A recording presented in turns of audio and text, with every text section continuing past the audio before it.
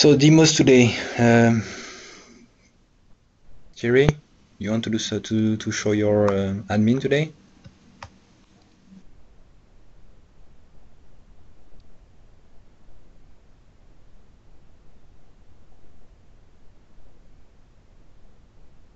So Sipke is on the list. Zoltan, demo today?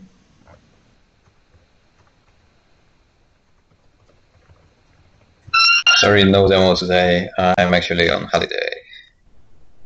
And? I'm on holiday and working, of course, but no demo, nevertheless. So Nick will do a demo. Nick will also do my demo.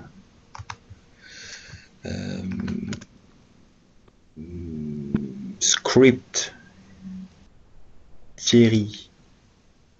I'm You didn't answer. Do you want to show us your admin theme?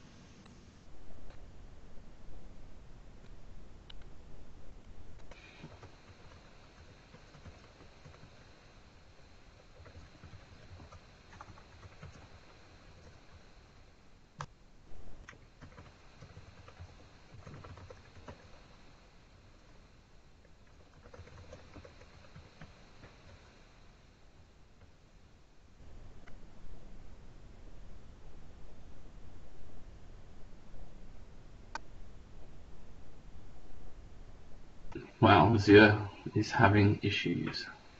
Lol. Okay, Piotr will do a demo today.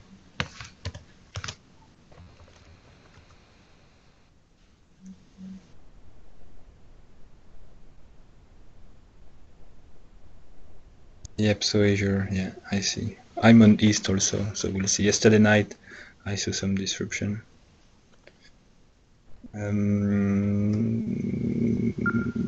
Okay, so let's start with some status. Sharing my screen.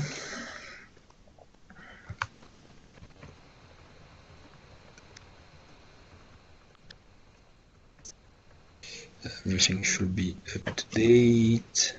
Lots of commits, but half of it is from Sipke, useless commits.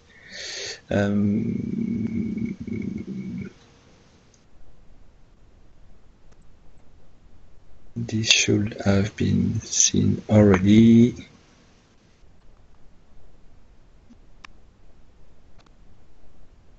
Waiting for Benedek. I can see your screen. Good. So from Lombiq, new extension methods for the storage to read and write files directly. You see read all text, write all text. So helper methods.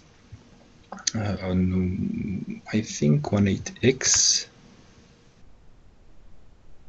Yes. Daniel did some more work on the calendars and also fix something with the IP address, I assume for the audit trail. This is from Sipke's work on the dynamic layout. Yeah, Nick also did a lot of work on the translation, but he will show us. I fixed the I fixed some references like CMVC references, framework references in the spec flow Web.config, which were broken. I also fixed the local module Web.config files MVC version. Otherwise, the Razor IntelliSense will not work. I have added that. I showed you, but I merged the... Did I show you? I didn't show you. Securable. Yeah, you did. But it was not complete. So yeah. So so now there are two things. There is a securable metadata which is there by default. You can check if you want, but it's not checked by default. And there is an optional feature in the content item module which is called Securable Content Items, and this feature will add another checkbox to show securable content items, and this will behave on the content items themselves.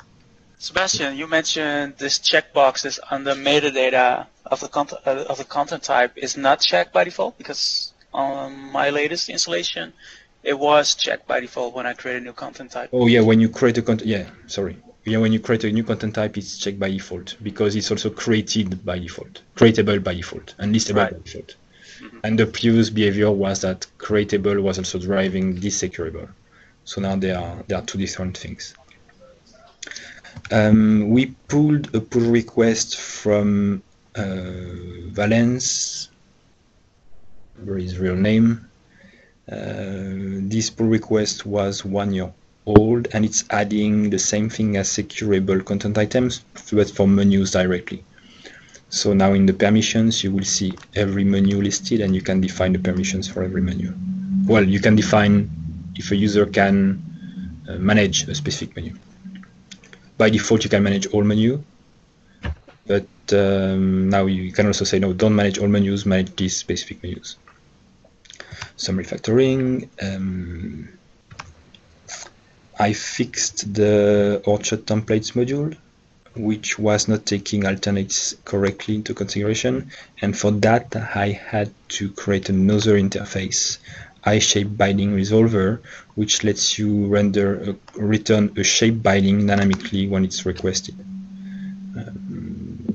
Yeah. That works well. This is Sipke dynamic forms.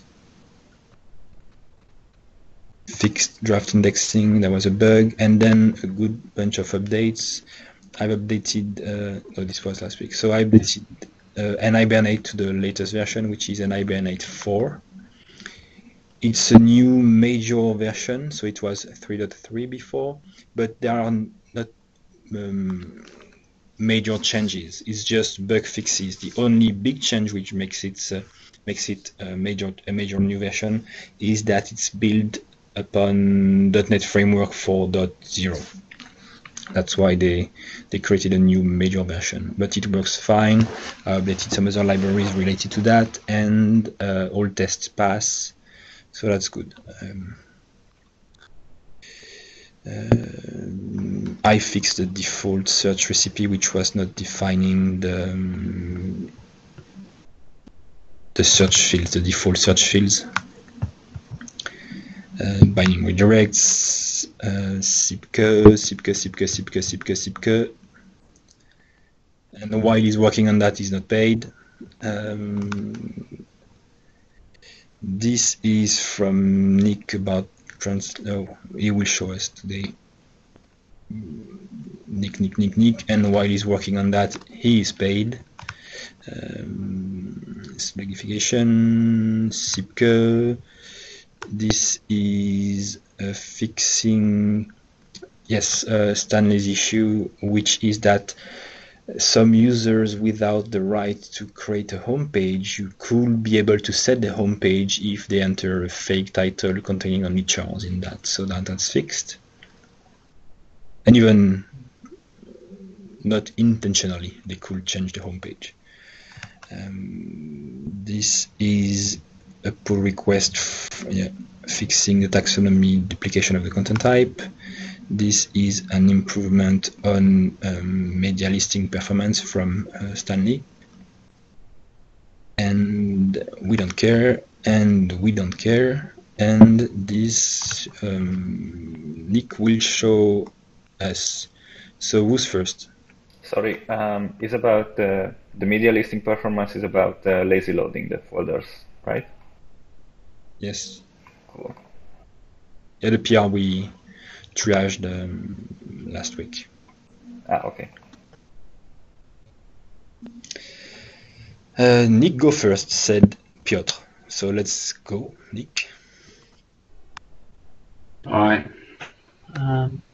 Oops. So I don't know what Nick did, but he will also show you the culture filters I have added. you will. Someone turned off the IM window. Yeah, I'll try and demo your culture filters. You might have to walk Please through it. turn off the IM. How do we turn it back on? Okay, it looks like it's I already did. Okay. Someone's playing with Link.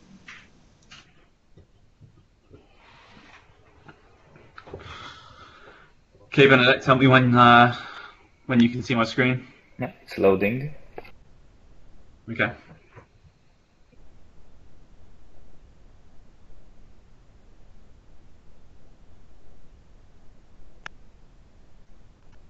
Yeah, I've got it. Thanks. Okay, cool. So this week I have been working on what have I been working on? I've been working on some transliteration things that came up from the last talk with Stanley and our last meeting, and some right to left things, and Sébastien pushed some filters. So I'll try and demo everything, though Sébastien might have to help me with the filters.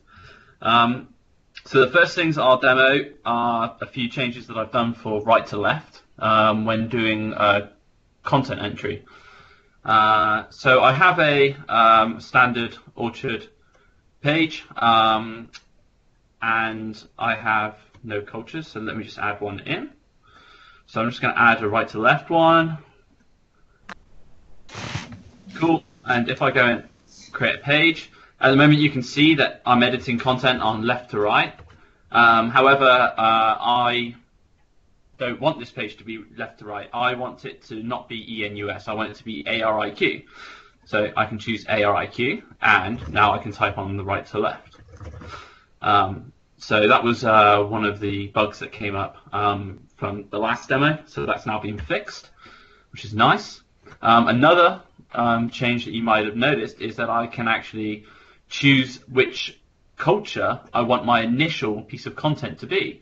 So before, it was always the site culture that dictated what the first piece of content would be, and you would always translate that first piece of content.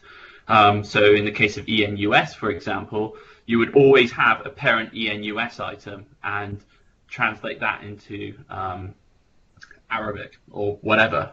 Now you can just create a page of that language that you want without having to necessarily have a parent, which is quite nice. So if I publish this and view that in content, you will now see culture is undefined. Okay, so I've got a bug there, but that's fine. I just made a few changes in the last 5 minutes.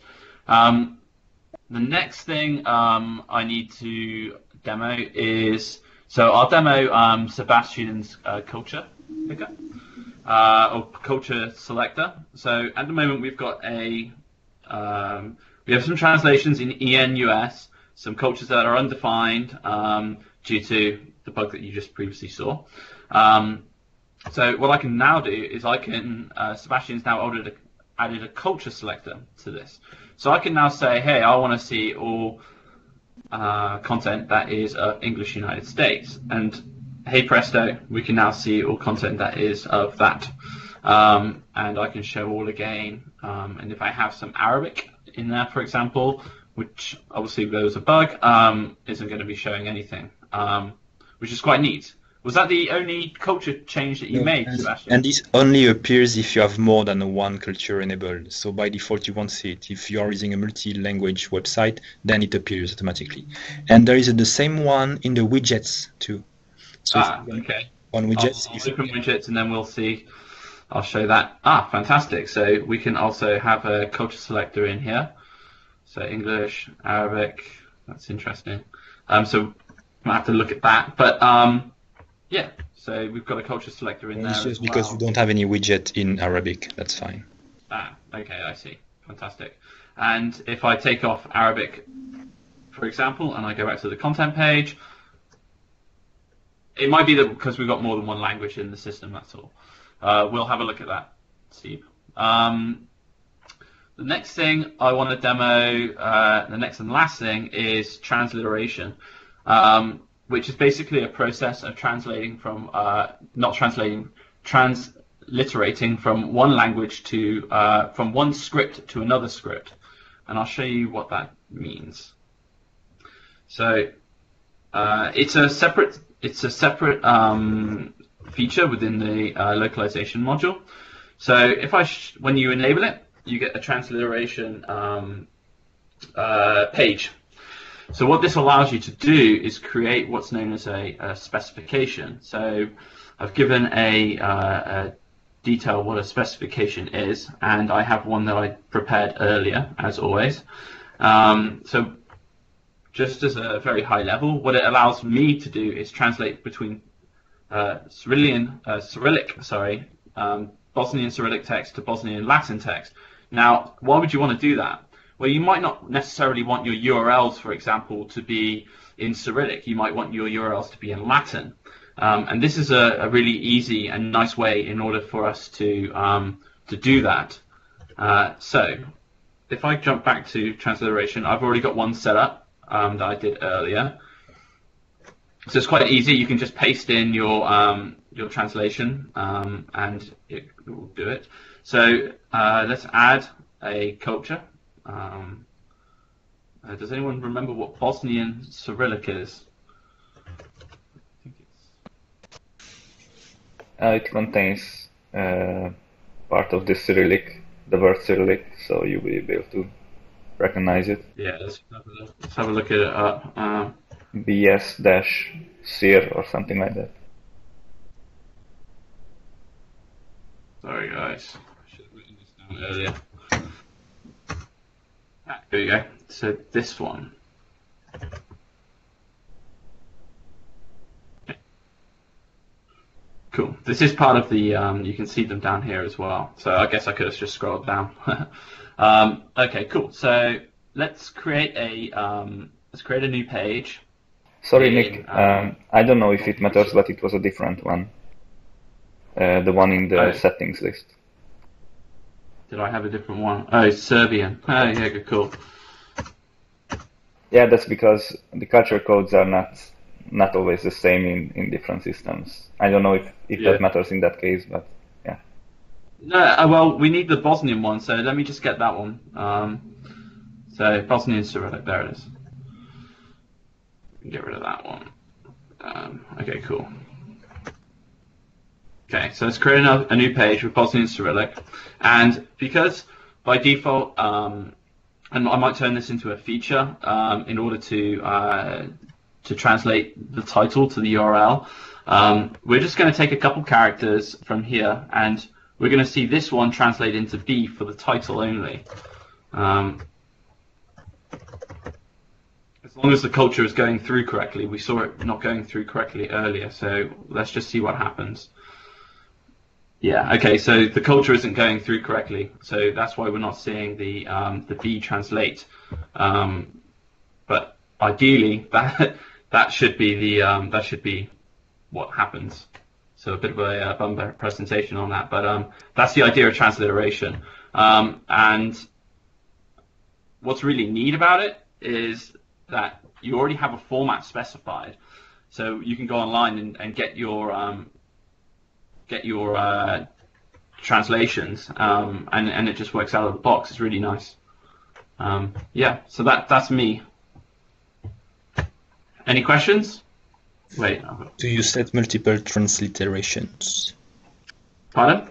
The rules you just showed in the editor, they are valid just for one language? Can you have multiple ones? They are so translate from this to this. What do you mean?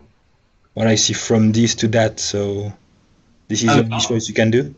Yeah, so you can add many specifications. Oh, I see. Okay, I didn't see this one. Okay.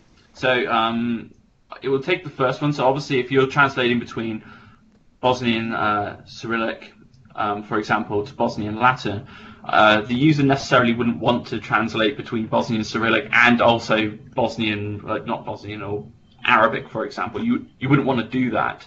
So I don't.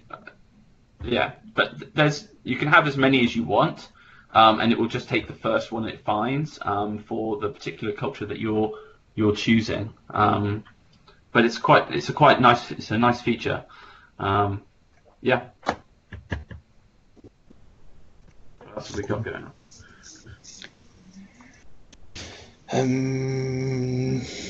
Next in line. Piotr? Okay, just let me find where is this screen share thing. Okay. Primary monitor.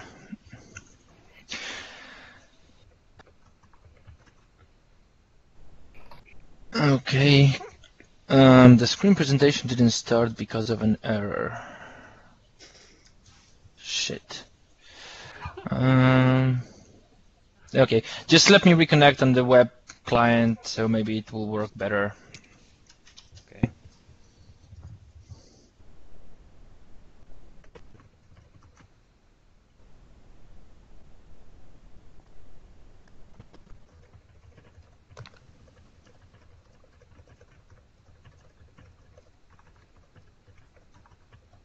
Any questions in the meantime? I think one of the biggest changes that no one actually picked up on was the fact that you can actually just create a piece of content for any culture without having to have the site culture as the parent. I think that's kind of important, especially if you've got, you might not want your English site completely translated into your Arabic site, for example. Half your site might be still in English, but you have special pages in Arabic and so on and so forth. So I think it's really, really nice that it does that. Doesn't it break something? No, it doesn't. It should just be backwards compatible with what's currently there. But I will test that beforehand. But no, it seems to work. Hey Nick, if you if you create a new page in a different language, can you later then associate it with another page, link them if you want to? I haven't thought about how to do association after the event, but that's a good point actually. So let's say you've got one page called test, and you create an Arabic page called test, and you think, I've just created an Arabic page called test. I now want to associate it to a different page, right? Right. You are breaking things. I like it. Let me write that one down. Yeah, actually, cool. that could be a problem, because when you create a page which is localizable, but you create a page just like that, the master content item will be null, so you won't be able to connect them. So by default, this is not a breaking change, but it could be breaking change from a user standpoint. It's nice that you don't have to have a direct correlation between the site culture and the culture of the content that you're creating. Yeah, that's right. And I think that's the key thing. Yeah, but at the same time, I think the feature has been designed this way with that in mind. I mean, it was a known fact that a drawback will be that you need a master content, because there is no other better choice than that. There is always, with whatever solution you take, a drawback, and this was the one which was taken. So if you now try to fix the drawback which was by design, you will break something else, but you don't know it yet.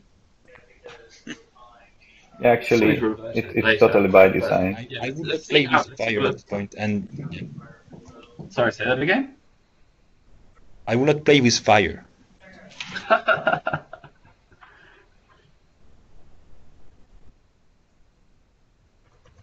So you'll see, but I think it's dangerous. You are not seeing all the side effects that you are inserting. I'm telling you, if it was a solution to be able not to have a master content item, it would have been designed this way since day one. Well, you can still have a master content item. You can still add a translation to a content item. You just don't necessarily need a master content item from day A. Yeah, we'll see. Okay, can you see my screen? Yes. Yep. Okay, and can you hear me well? Yes, and I can see your screen. No. Okay. So let's start. Okay, so I'm going to demo a feature that we've been building with Marek for quite a while, and we demoed it a long time ago. So let's start with showing us what is it about. It's about having PowerShell console inside Orchard. So this is how it looks like now. So basically, what we did is we took a different approach than, for example, Kudu does. We put the whole PowerShell engine inside Orchard, so it's normal dependency, the scripting engine. So and we built a nice web-based console on top of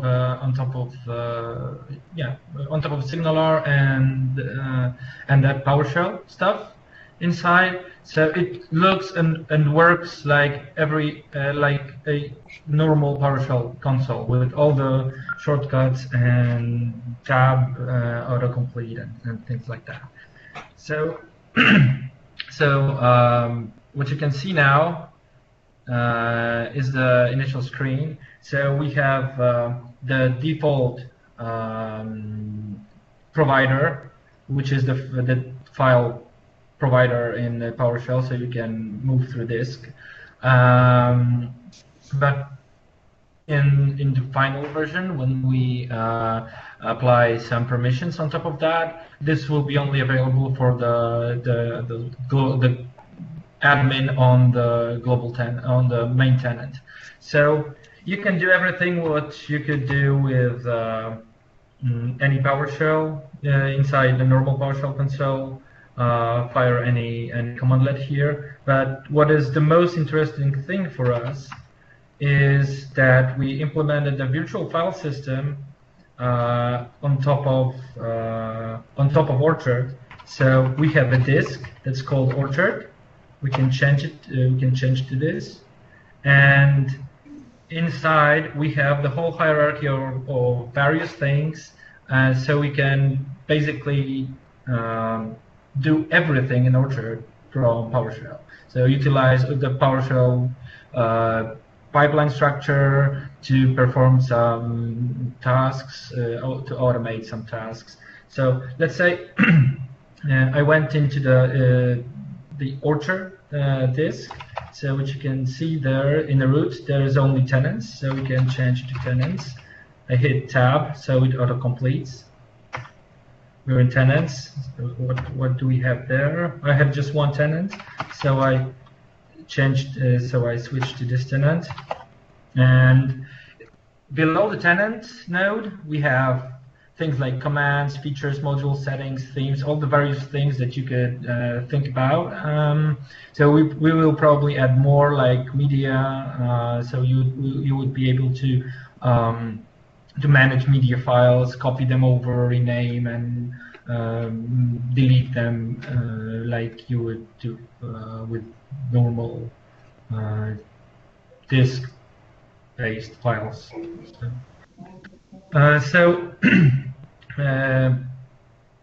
we wanted to incorporate the current commands we have in Orchard. I think in the future the Orchard commandlets should actually replace the commands we have, because commandlets are more powerful, and in fact we can leave the same API which is there for commands, but under the hood just convert them to commandlets. The best thing about this whole PowerShell implementation is that it runs inside Orchard. It doesn't run in a separate process like Kudu does. What Kudu does, because in the Kudu console, when you go into Azure, the management console, it just spawns a process, and it just puts the output of that process through SignalR into your screen. But what we did is we, because it's all in the same subdomain, we don't have problems that are connected when you have a separate PowerShell host in a separate abdomen, like in ordinary PowerShell consoles, like for example the Exchange console or SharePoint console or whatever. They usually the whole PowerShell is in totally separate. Runs in separate subdomains. So if you transfer all the objects back and forth, they need to be serialized, and all the and a lot of problems come with that. For example, that you cannot serialize dynamic proxies. But using our approach, we could directly work on all the content items, just like you would do that through the editor script. For example, you could change property of a part, or use the PowerShell by basically write your own script that will do something in Orchard. And let's say, for example, we have the tenant settings. I changed the settings, and under this node we have all the settings that you have on the settings page. So for example, if I would like to change the site name, which is the easiest way to show, I would do set item. It's an ordinary PowerShell commandlet, so we can use that, those as well. Set items, site name, demo. And if I do OS. Hey, how much is this full PowerShell? I mean, can you run arbitrary PowerShell scripts on this console? Yes, it's full PowerShell. So could you basically use this to manage your server from inside Orchard through PowerShell? Yes, it's full PowerShell. So Marek can answer more technical questions, but basically what we did is we re-implemented the whole PowerShell host, which normally comes with the PowerShell.exe, and there is a default Microsoft implementations of that. So we took that implementation and fit it into Orchard internals. So it's normal, the whole because the PowerShell host is just a class.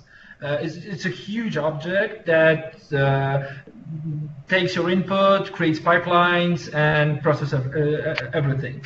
So we've put this huge object inside Orchard as a dependency, and it just spawns new sessions and creates pipelines inside Orchard abdomen, inside the app. So we had an idea that you could, for example, upload your own scripts and, for example, use them from workflows. For example, workflow could execute a PowerShell script. So, there is a lot of ideas what we could do with that. So first is replacing commands. Second is, for example, adding a PowerShell script into recipes that you could run PowerShell scripts from a recipe, and upload your own scripts, run it from workflows or whatever. So, but our next step is, because this is the web-based console inside your Orchard instance. But the thing with this implementation is that you could be able to have a thin client, thin console on your computer and manage multiple sites just by putting credentials in and URL. So we will wrap it up in something like Orchard Exe does now. So in a remote console without using PowerShell remoting, and it will be just an interface to this internal PowerShell. So it's much better than using PowerShell remoting and stuff and this kinds of stuff because of serialization issues. So you would have just this thin client. So it will just, and all the data will come through SignalR directly from inside Orchard. So and because of this implementation, we were able to connect SignalR and push data into console from very low level in PowerShell. So we are not that constrained as the implementation that Kudu did, because they just had raw output of the console of the process, and they just spit it on screen. But we can, for example, send process some progress if there is a long-running operation from inside the operation directly to the screen. So I will show you one nice thing. I will run a commandlet that runs for quite a while, and it's 20 seconds. So update help. It's a nice thing to show. I really heard 20 seconds. No, maybe less. Okay. Because I have a lot of. So if I hit that, you see this. We've put something that normal PowerShell console doesn't have. So you will see all the status changing. I don't know how it will look like on Link, but it started executing the command, and now it will show the progress of each step. So let's give it a second. Okay.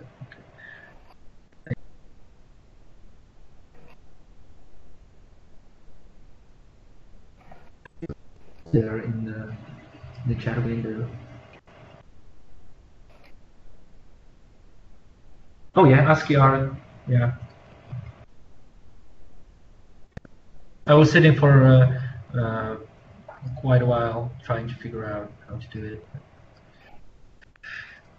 Oh yeah, it's running now. So what you can see here, it's pushing data directly from the executing commandlet directly to the console. So you could see, and there is a progress in the background. This bar is filling, but these are operations that take very short periods of time to execute. So you'll just see the blinking. And it's so this is something that cannot be and it's finished. That cannot be done in normal PowerShell, but it can be done here. So there is so we're open for any suggestions. So what can be done with that?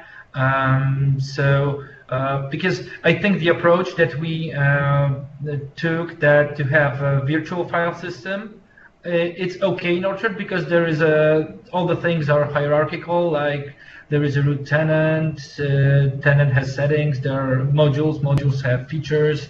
Content. There are content items. So there are content definitions. Content definition contains bars. Bars contain fields, and so on. So we want to implement this whole structure in the virtual file system, so you could do really nice things.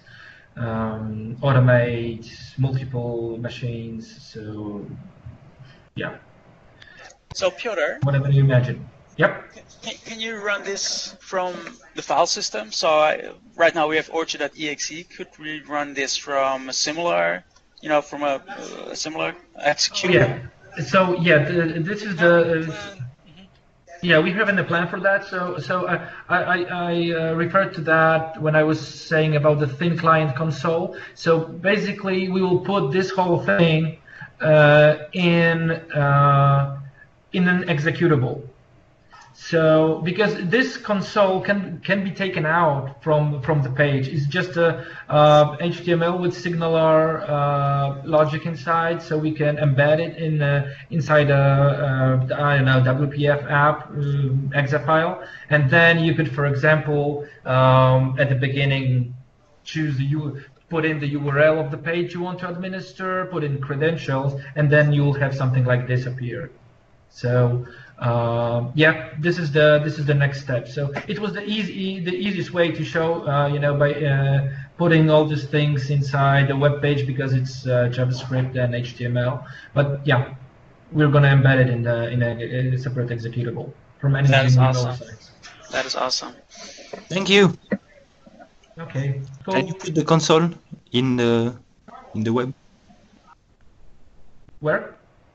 Can you put the Orchard exec console in the web? No, but this part, no, you cannot. But what we did, you can execute Orchard commands from here. We have a commandlet called invoke Orchard PS command. I trust you. Sorry, I trust you. Okay, there is an invoke. Okay. Done. All right. So that's very cool, Pierre. So I'm gonna take over the screen then. You have 2 minutes, Sipke. I have 2 minutes. Right. Yeah. Kidding. Thank you, guys. Thanks, man. That looks awesome. So I'm gonna share my. Is it in the gallery?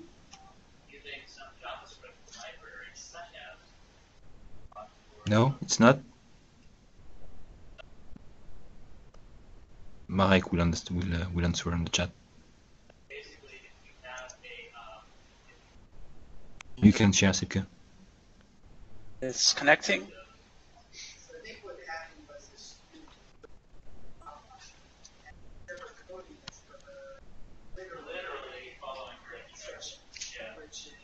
So while it's connecting, I'll talk a little bit about what we did. We created a new module called Dynamic Forms, and essentially what it enables you to do is build forms using, it's built on the layouts module that we've been working on.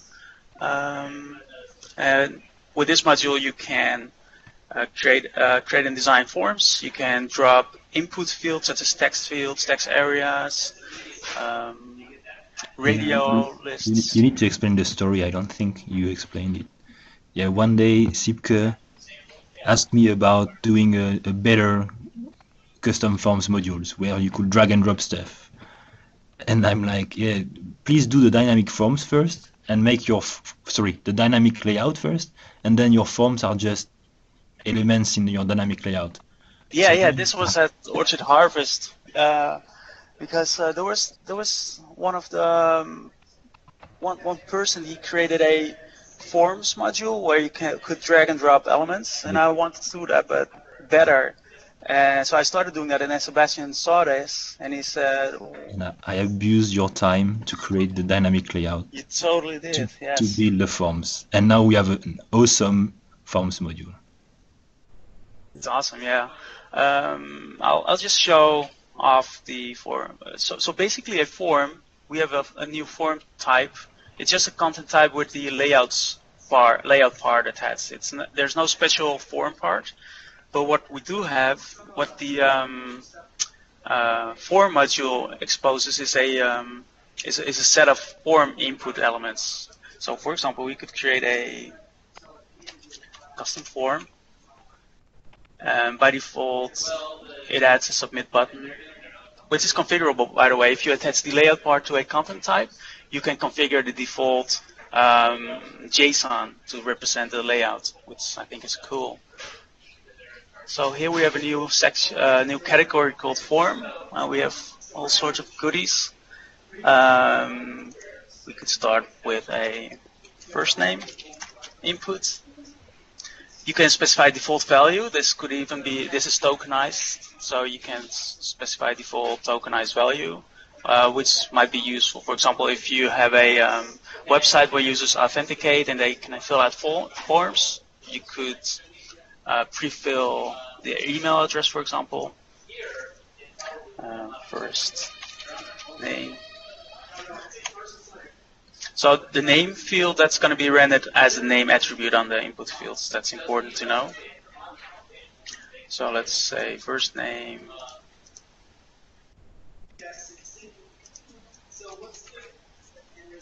And email, just 2 fields.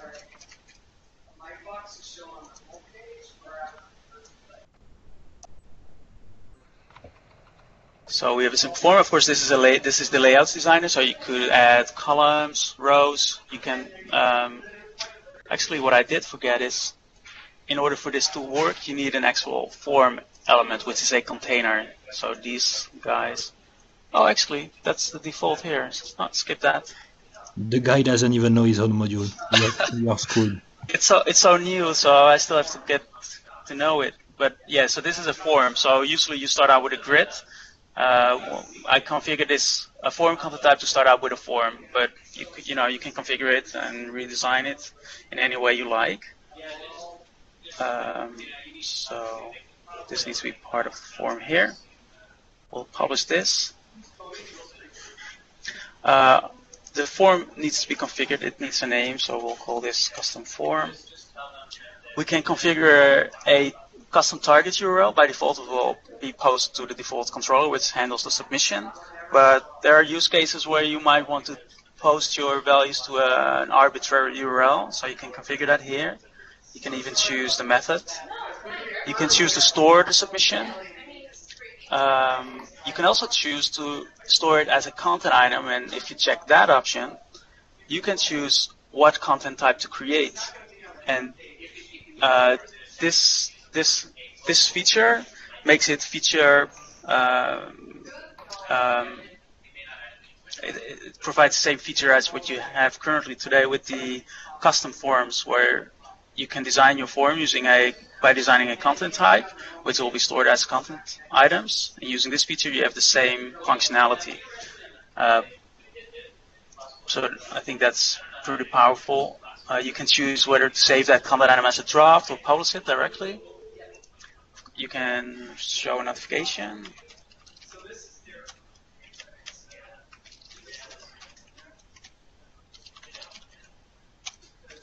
And optionally specify redirect URL. If you don't specify redirect URL, it'll stay in the same form. We'll publish this. As you notice, I'm using the lists module so that I have my forms neatly grouped in a forms list, as you can see here. But a form is just a content type, so you could configure it to have it show up here under the new section. That's all configurable. So on the front end, it now looks like this. So now we can say what my email address is and my name. I can submit this, and let's submit it. If we go to dynamic forms, we'll see the submissions. So we created a custom form with a single submission. It automatically generates the columns based on the elements that were submitted, on the input that were submitted. You can view its details. You can even export submissions. There's a custom recipes tab. So here you can go to export and then choose forms. This looks like this. So we have a form element, which is a child element of the forms element. It's lagging for me. I don't see anymore. Okay, so I'll hang on. That's fine. I don't know if I'm the only one, but that's fine now. Okay, so there's that. I mentioned that you could create content based on your form. For that, we have a feature which was an idea by Sébastien called form bindings. So you can go to your form and you can configure the type to create. So, for example, I created a contact form type, which represents a submission. So once you select the content type, you can go to a field. There's a tab called bindings. And now you can say, okay, for this email field, I want its value to be bound to any of these parts or fields. And you can choose multiple if you wanted to. For example, the email could be bound to the email text field. As you can see, this is a text field here. And I can do the same for first name. It's going to be bound to first name, and I'll bind it to the title of the title part. So we publish this. Now we can do another submission.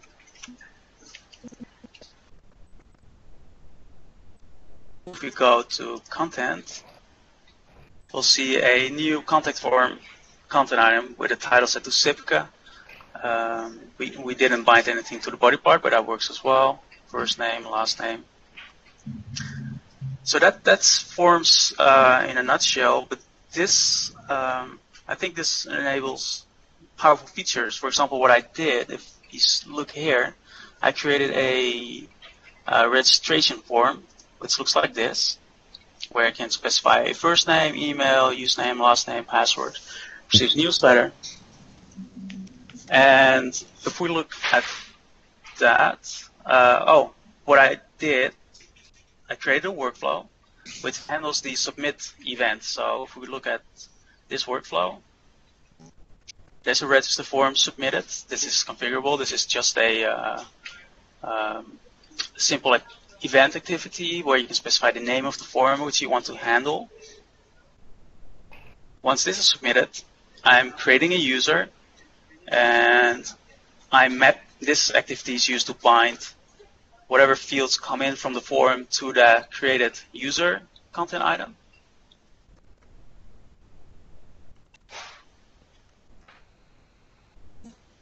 And then I assign a role, I approve the user, I either approve him, and then I'll log in the user, or depending on the setting, here I'm using a token to check the auto approve setting of the site.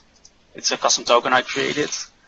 And then based on these settings, it will either send an email asking the user to activate his account, or the user will be automatically activated.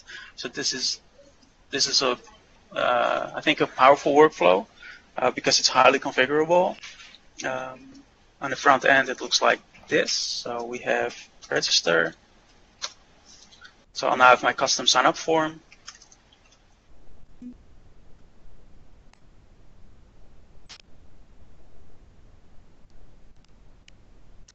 I don't have a password field yet. That's on the to-do list. So as you can see, this is all driven by the workflow. The workflow creates this notification. If we go to the users here, we now see a new user called Sipke, and these fields are set. And of course, I have a login form, custom login form built using the dynamic forms module. I can now say login using this username and that password. Even remember me works. And I configure this login workflow to end up, if I'm in the administrator role, to go to the manage form screen. So this way you can, using this workflow login, you can configure based on a user's role where to navigate the user to. So I think that's cool. That's an opinion. Yeah, that's my opinion, my professional opinion. I think it's cool. I think the login stuff is really cool. Yeah, I like it. It's just because there is a logon shape, Nick. Thank you. Yeah. No, and you can also create custom HTML in your forms. So if you have, if you want to copy paste the form you have somewhere, you can do that. Yeah, absolutely. So if you go to this custom form, it's cool because these are elements, but of course we have the HTML element, and just enter any sort of HTML here that includes, for example, a checkbox and a label.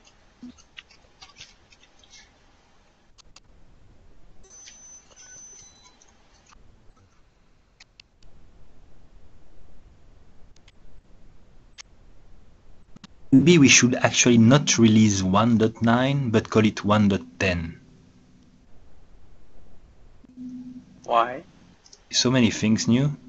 Yeah, there are a lot of stuff. There's a lot of stuff. Layout forms, audit trail, localization. Let's call it Vista. Vista. Let's add a label to that thing. This layout module is really neat. Thank you. The label. Oh, it's encoding this. So this MC editor, TinyMC, is messing it up. But you know what? Yeah, I'm telling you, I'm sure you have never played with the layout module. Actually, I have a snippet here. Look, I created a custom snippet in my current theme called birthday selector. You can define this in your. You can define shapes within your theme, and it will pull them in. Yep, exactly. Actually, with birthday selector on it, can you specify? Can you put rules like say you must have be never 18 played years with old? module. Yeah, so Sebastian, this is your fault. Yeah, my fault. Yeah, because this shape lives in the current theme and not in the admin theme. So I changed the attribute from admin, from themed to admin, but now the shape can be found. So snippets is now broken thanks to you. But I'll fix it. I can fix that. That's okay. Can you, for example, on birth date selector, could you have can you put like custom validation on there? So I want to start. You must be 18 years old or something along those lines. Yeah, so validation, that's a thing that's completely missing in this current iteration. But in the next iteration, we'll have all sorts of validation options, even custom validation. So yeah, then you could do that. What about like date fields where you say the date must, like the year must be before 1983, for example, so you only start the year on 1983 and less? Or what? Yeah, well, of course, if you create this snippet, you can control the start year. You have complete control over validation. So all those rules you could implement using that feature, using the custom validation feature that's yet to be built. Okay, cool. No, neat. Very cool. Okay, so there's a few other things that at least one thing that I want to show. So. Inside the console, the dynamic forms inside the console.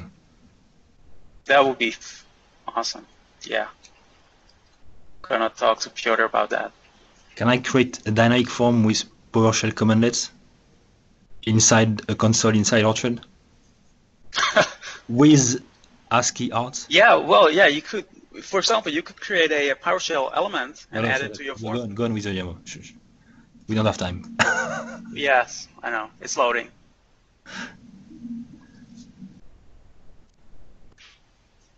I'm answering it. Sorry. Go ahead. Wait, custom form. And now we can add a snippet called birthday selector. We already have one. So publish now. Custom form. So we'll enter Nick. Yay. Nick's birthday. This is your birthday. How old are you? That's about right? So if we go to dynamic forms, we see another submission and 3 extra fields with the select values. What's also, I think, is cool, the fact that you can add cool smart fields, for example, the IP address. So this is a field which will not render the IP address client side, but it will evaluate on the server. So when the form is submitted, it will get the IP address of the client host and store it as part of the submission. Same goes for, well, without your consent. You have to say it. Yeah, without your consent. Yep. Because I think it's because I approved of it. So this is a hidden field, and its value is also tokenized. So you can say, for example, request the query string, and for example, there's a query string parameter called custom data. We'll call this custom data. Or UTM source, for instance. UTM source? Yes. When you do a marketing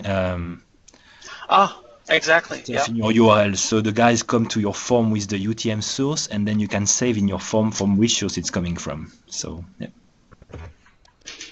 Exactly.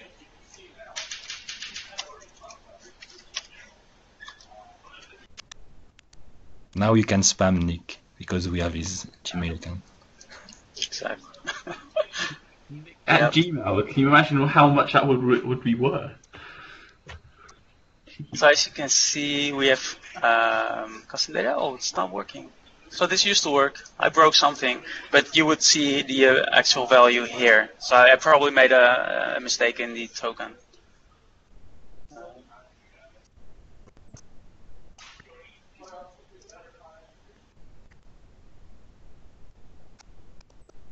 Piotr is saying that you didn't provide any value to custom data in the query string, but that's fine. We trust you. There you go. Yeah. Yeah, you see. So that worked. That worked well, actually. No. What's your age, actually? You're still a child. So, forms.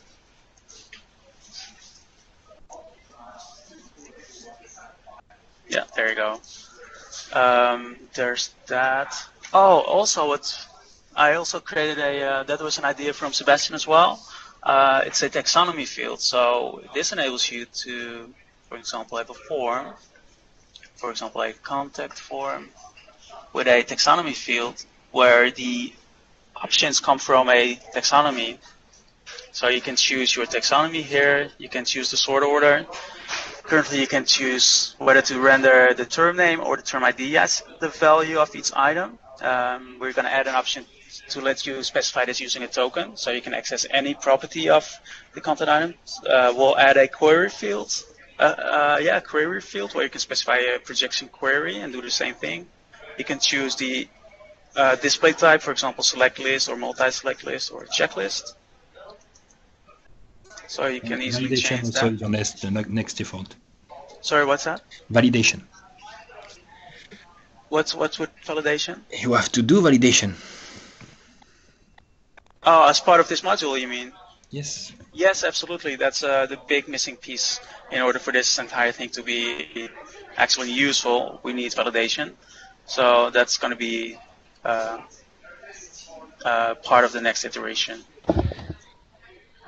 Sipke, correct me if I'm wrong, we did some things that were similar to that, not in terms of the layout capabilities, but in terms of putting in custom messages as a response to submission form, similar to emails, you and I in the past, in my past life.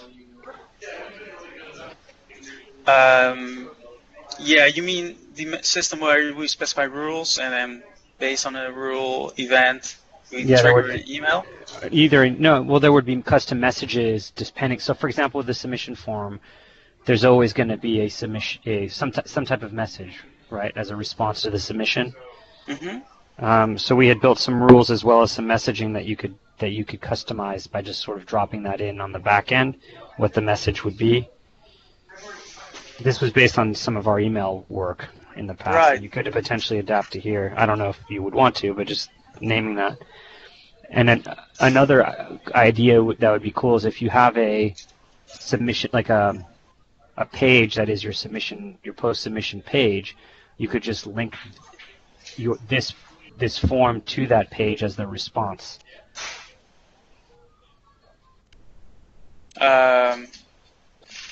Let's say you have a generic response, right? Like, thank you for your submission, and it's a page. Mm-hmm.